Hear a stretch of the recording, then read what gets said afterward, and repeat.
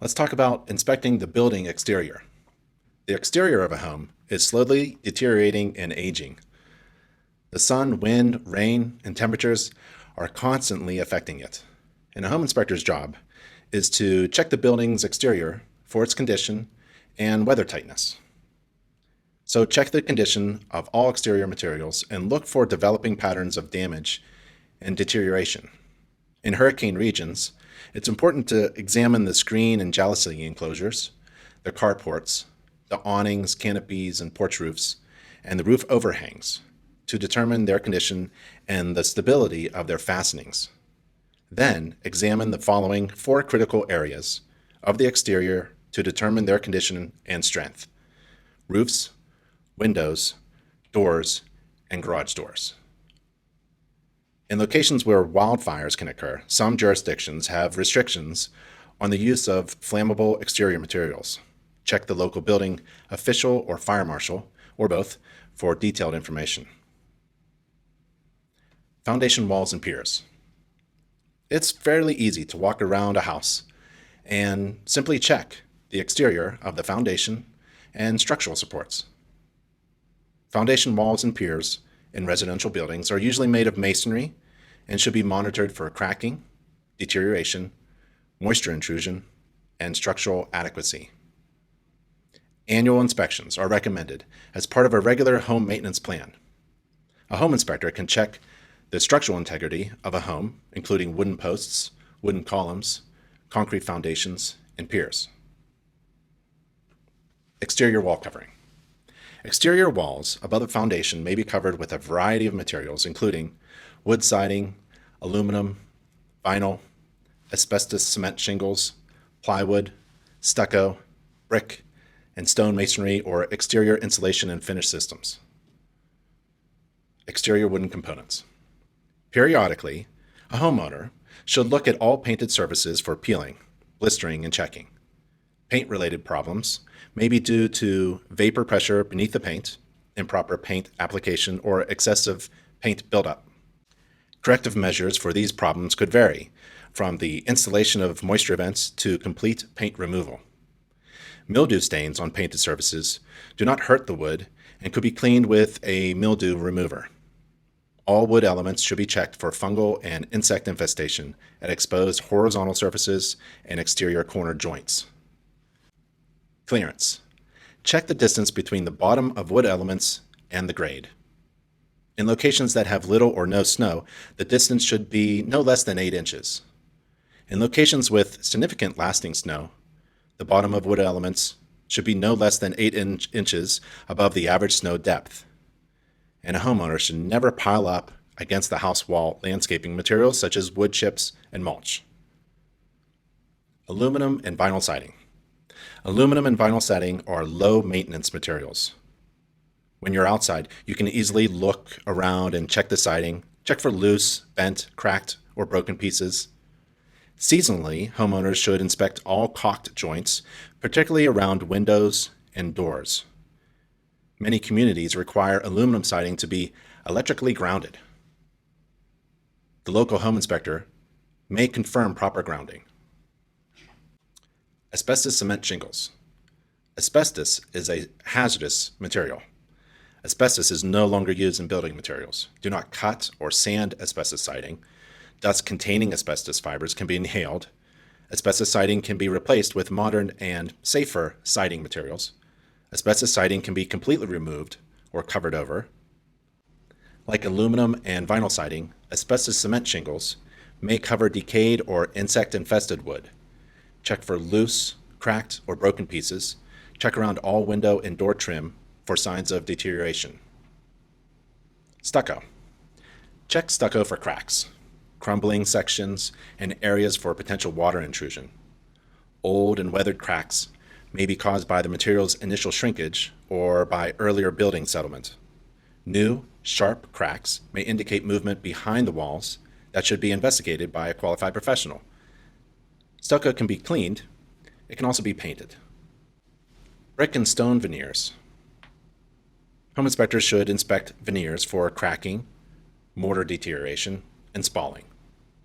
EIFS, or exterior insulation finish system. It's generally consisting of the following product layers moving outward: the insulation board, mesh, and base coat layer, finish coat, and sealant and flashing. EIFS was originally designed as a non-draining water and moisture barrier system.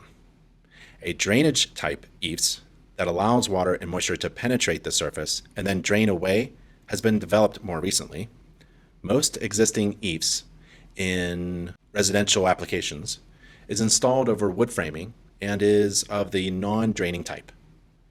Water leakage and consequent rotting of the wood framing have become serious problems in many installations, especially at wall openings, such as windows and doors, where inadequate flashing detail can allow water seepage into the wall interior. Manufacturers of EIFS differ in their installation methods. Inspecting EIFS is difficult because it's a proprietary product and there are no standard construction details that everyone agrees on. Consult a trained stucco inspector to check for concealed water, moisture, intrusion, and damage. Insulation. Exterior walls of older homes may contain little or no thermal insulation. A home inspector may examine behind the siding when possible to determine the presence of insulation, if any, and assess the potential for insulating the exterior walls. A home inspector could be asked about thermal imaging and building evaluations. Moisture. Check signs of moisture problems. Where mildew and mold are evident on exterior cladding or where interior walls are damp, there is the possibility that condensation is occurring inside the walls, in the cavities. Moisture problems generally occur in cold weather when outside temperatures and vapor pressures are low and there are a number of water vapor sources within the building. The presence of moisture may be a result of an improperly installed or failed vapor barrier or no vapor barrier at all. If condensation is suspected, an analysis of the wall section in question could be made. This analysis will provide the information necessary to make the needed repairs. Windows and doors. Windows and doors are the most complex elements of a home's exterior, and they require monitoring. Exterior doors. Exterior doors should be checked often for their condition, operation, functionality of their hardware. Door types include hinged, single and double doors of wood, steel, aluminum, and plastic, with and without glazing. Monitor wood and plastic doors that are not protected from the weather. These doors should be rated for exterior use. In warm climates, jalousie doors may also be in use. Make sure the louvers close tightly for weather tightness. Some buildings use glass frame doors of fixed and operable panels that have wood, vinyl covered wood, and aluminum frames. Check the tracks of these sliding doors for dents, breaks, and straightness. Doors should also be monitored for the exterior condition of their frames and seals. Check doors that are not protected from the weather for the presence of essential flashing at the head. Over time, the interior condition and hardware of exterior doors can wear out or fail. And in hurricane regions, exterior doors, and especially double doors, should have deadbolt locks with a throw length of no less than an inch. Windows. Window frames, seals, and sashes should be monitored. The interior condition and hardware of windows change over time. In general, there are 8 types of windows and 6 types of frame material used in residential buildings. Frame materials include plastic, aluminum, steel, wood, plastic-clad wood, and metal-clad steel or aluminum wood. Window types include double-hung, single-hung, casement, horizontal sliding, projected out or awning, projected in, and fixed. In addition to these, there are jalousies, which are glass louvers on an aluminum or steel frame. At older sashes, the glazing compound or putty around the glass panels should be monitored carefully, since this is a vulnerable part of the window and its repair is time-consuming. Examine glazing tapes or strips around the glass panels in steel or aluminum sashes for signs of deterioration, such as hardened sealant. Check metal sashes for weep holes that have been blocked by paint, sealant, or dirt. Weep holes are usually easy to clean. In hurricane regions, check all windows and glass doors that are not protected by shutters to determine if they have been tested for impact resistance to wind-borne debris. If they have not been so tested, determine if plywood panels can be installed for their protection at the time of a hurricane warning. Storm windows and doors should be monitored for operation, weather tightness, and overall condition and fit. Check to see if paint, sealant, dirt, or other substances have blocked any weep holes. Opening weep holes is usually easy to do. Blocked weep holes could cause wood rot and water intrusion at the windowsill. Weather stripping. Window and door weather stripping is generally one of three types: metal, foam plastic, or plastic stripping. Each type should have a good fit. Check the metal for dents, bends, or straightness. Check foam plastic for resiliency and plastic stripping for brittleness and cracks. Make sure the weather stripping is securely held in place. Shutters. Periodically, check the shutter's operation and observe their condition and fit, and confirm the adequacy of the shutters for their purpose, including privacy, light control, security, and protection against bad weather. Window shutters are generally one of two types: decorative and functional. Decorative shutters are fixed to the exterior wall on either side of a window. Check the shutter's condition for change and pay attention to its mounting to the wall. Functional shutters are operable and can be used to close off a window. Shutters close to the ground can be examined from the ground. Shutters out of reach from the ground should be examined from inside the house. In hurricane regions, check shutters to see if the shutter manufacturer has certified them for hurricane use. If they provide protection to windows and glass doors, determine if they've been tested for impact resistance to wind-borne debris. Awnings. The condition of the awnings should be monitored. The attachment to the exterior wall can become loose. Oftentimes, an attachment device in the mortar joint of a brick wall can be easily pulled or slid outward. Windows and glazed exterior doors sometimes have awnings over them, usually for sun control, but sometimes for decoration or protection from the weather. Awnings are usually made of metal, plastic, or fabric on a metal or plastic frame. Some are fixed in place, while others are operable and can be folded up against the exterior wall. If an awning can be used for sun control, its effect on energy conservation is typically a personal judgment. Garage doors. Garage doors should be monitored for operation, weather tightness, overall condition, and fit. Garage doors are made of wood, hardboard on a wood frame, steel, fiberglass on a steel frame, and aluminum. Garage doors come with glazed panes in a wide variety of styles. Wood and hardboard can rot, hardboard can crack and split, and steel can rust. Fiberglass can deteriorate from ultraviolet light, and aluminum can dent. Doors with motors should be periodically tested using each of the operators on the system, such as key lock switch or a combination lock pad where control must be accessible on the exterior remote electrical switch, a radio signal switch, or a photoelectric control switch. Check their operation for smoothness, quietness, the speed of operation, and safety.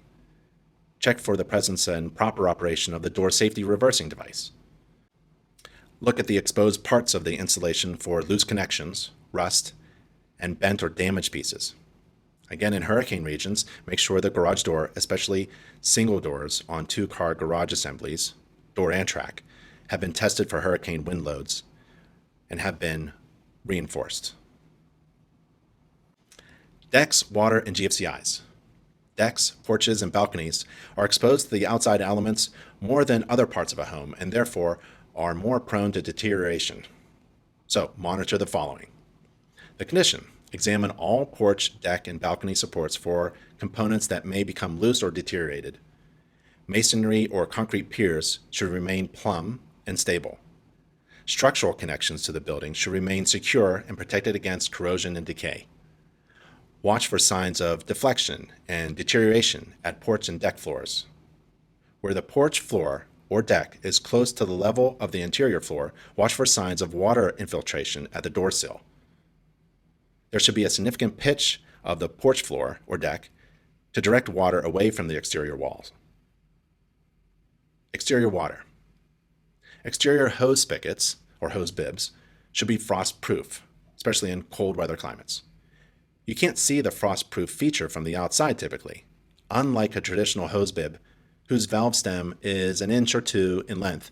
The valve stem for a frost-proof hose bib or silcock could be 6 to 30 inches long. Thus, the valve is well within the exterior wall and protected from the cold and freezing. GFCIs. All exterior electric receptacles should have GFCI protection. Masonry and metal chimneys. Chimneys should project at least 2 feet above the highest part of a pitched roof and anything else that is within 10 feet. A chimney should project at least 3 feet from its penetration from the roof. Required minimum heights may vary slightly. Flues should not be smaller in size than the discharge of the appliance they serve. Unlined chimneys are hazardous, and they should be further evaluated by a chimney sweep. Flues should extend a minimum of about 4 inches above the top of a masonry chimney surface. Masonry chimneys without hoods should have stone or reinforced concrete caps at the top. Some masonry chimneys have hoods over the flues. Hoods on masonry chimneys consist of stone or reinforced concrete caps supported on short masonry columns at the perimeter of the chimney tops, or sheet metal caps supported on short sheet metal columns. If a cement wash or crown on top of a chimney is not properly sloped, or is extensively cracked, spalled, or displays rust stains, it should be replaced. Reinforced concrete caps and stone caps with minor shallow spalling and cracking should be repaired. Those with extensive spalling or cracking should be replaced. Sheet metal hood caps with minor rust or corrosion should be repaired, but if rust or corrosion is extensive, replacement is needed. Metal spark screens are sometimes used on wood and coal-burning fireplace chimneys. Maintain the condition and fit of spark screens. Dirty or clogged screens adversely affect draft and could be a fire hazard. Where a masonry chimney is located on the side of a pitched roof, a cricket is needed on the higher side to divert water around the chimney. The cricket should extend the full width of the chimney. In seismic zones, there should be bracing of masonry chimneys from the top of the firebox to the cap, and particularly the portion projecting above the roof. Prefab metal chimneys. If the chimney is a prefabricated one, encased in an exterior chase, the chase top should be properly interlocked with the metal chimney's counterflashing so that the assembly in its entirety is watertight. The chimney top should drain water off. There should be a rain cap on the top. If the chimney is a prefabricated metal, and not encased, the adjustable flashing at the roof should be tightly sealed to the chimney, preferably with a counterflashing, and there should be a cap installed. Lightning protection. Lightning is a problem in some locations. The homeowner may want lightning protection on their home. A lightning protection system consists of lightning rods located on the roof and on projections, such as chimneys, main conductors that connect the lightning rods together and connect them with a grounding system, bonding to metal roof structures and equipment, arresters to prevent power line surge damage, and ground terminals, which are usually rods or plates driven or buried in the earth. An electrician can install lightning surge protectors at the main electrical panel board. InterNACHI Home Inspection Standards of Practice. The inspector will inspect the siding, doors, decks, and steps. The inspection should include a representative number of windows. The inspector is not required to inspect exterior components that are not visible or readily accessible from the ground. Interior chimney flues are beyond the scope of a home inspection. If the house has stucco, the homeowner should consider having the system inspected by a certified stucco inspector.